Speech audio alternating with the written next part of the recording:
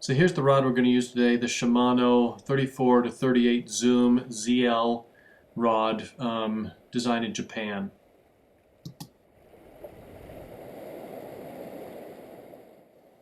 So here I am using the rod and working the left side of the stream. You can see some rocks submerged just in front of me, slightly to the left of mid-center, and that's where I'm going to pick up my first fish of the day, and it's a nice vaudeville cutthroat.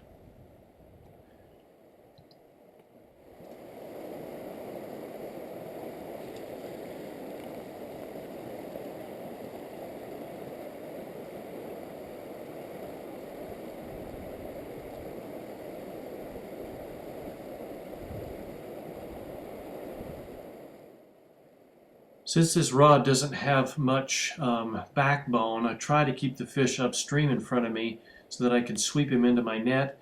But unfortunately, here he goes downstream, and I'm worried that he's going to go on either side of the rock. Since I can't pull him upstream with the rod, I pull him into the hydraulic cushion in front of that rock, and it gives me some leeway. I just get right here ready to net him, but he has a little burst of activity and shoots down around my feet. Then just upstream from me, you can see him right there shooting upstream. Now he's going to come down and miss my net and go along the left side of me and back down to that swift water. And again, I run the risk of losing him, and so I pull him into the cushion, which breaks the current, and I'm able to bring him into the net.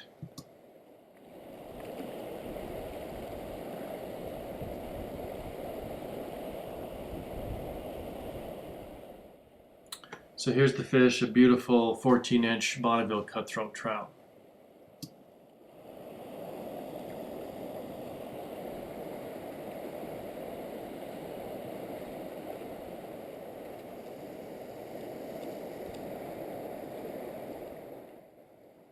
Here's just a few casts after releasing that first fish, and essentially in the same area I pick up a second cutthroat right there.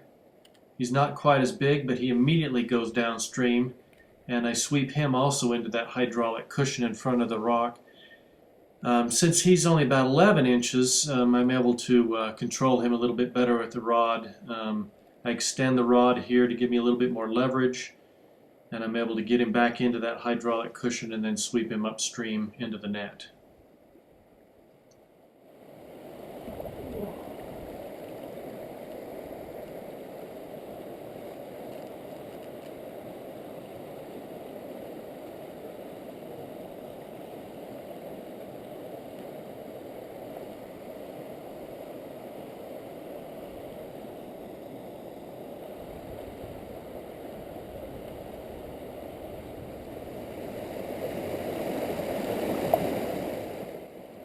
Here's a real good example of what not to do. I was casting up in that slower water on the right side up there just behind that ice shelf, and hook a really nice brown right there.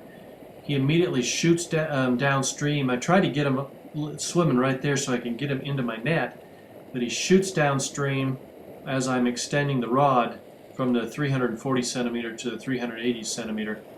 Right there, he gets downstream. I pull him into the side current. There's really no soft water down there, and boom, out comes the fly. So don't do that.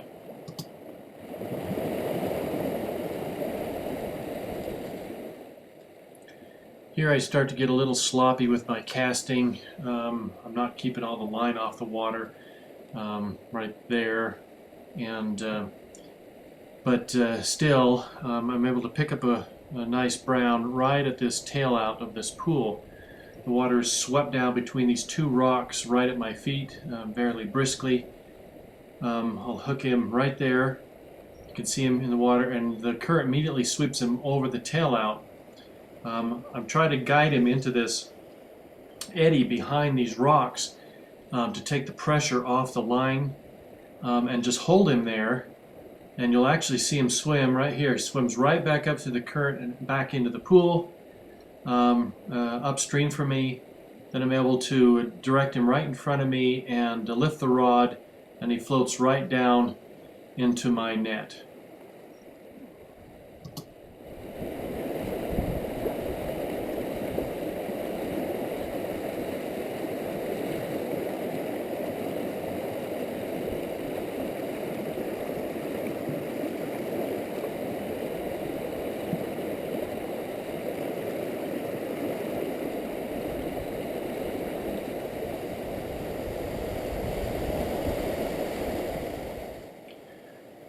The rod casts really well, very smooth and precise action. It definitely is a 5.5 or a full flex rod. Even a small fish like this I picked up over there in that current puts a nice bend in the rod, and you can definitely feel every twitch of the fish's tail. This is a little brown. He's probably about 8 inches long, but awfully fun.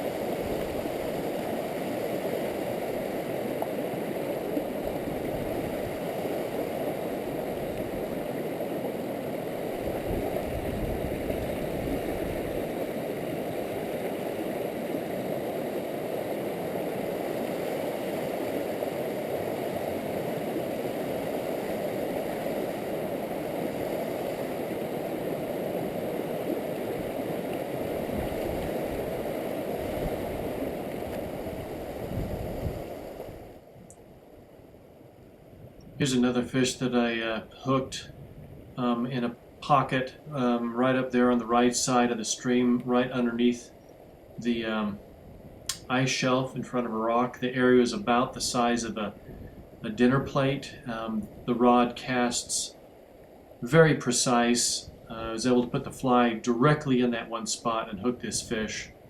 Another small but still nice brown. This one's maybe about 10 inches. Maybe just a little bit more.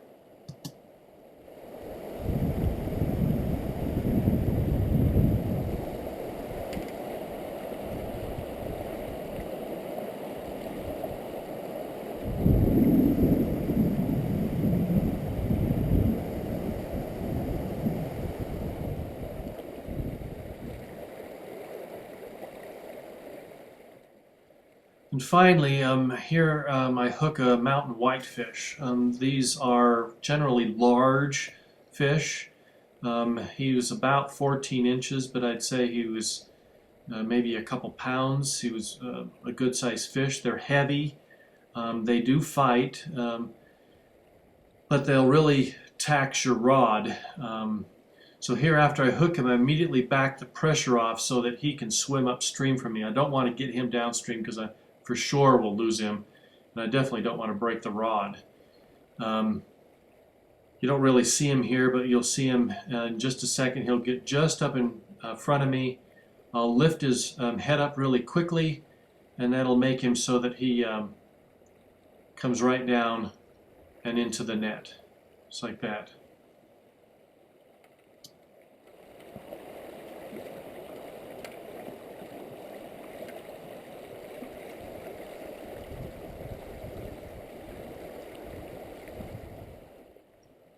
So here's the whitefish. It's a good sized fish, and that's it for today in this rod review.